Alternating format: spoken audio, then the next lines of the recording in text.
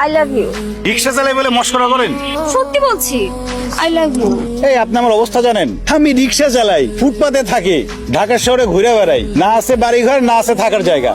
আর আপনি থাকেন তো এসি রুমে, বড়লোক বাবার মেয়ে, নিজের ফ্ল্যাটে থাকেন, এসি রুমে ঘুমান, ডাইনিং রুমে বসে খান। আপনার সাথে আমার যায়? শোনেন, এসব প্রেম ভালোবাসা শুধু নাটক সিনেমাতেই মানায়, বাস্তবে না। এসব নাটক সিনেমা মানুষের জীবনেরই অংশ, মানুষের জীবনে ঘটে বলে এসব নাটক সিনেমাই দেখানো হয়। তাই তো দেখো না, গরিব বড় লোকের প্রেম দেখাই। আমিও চাই আমার জীবনে সিনেমার মতো একটা ঘটনা ঘটুক। তুমি প্লিজ আমাকে ফিরিয়ে দিও না। আপনার বাবা কি এসব মানবে?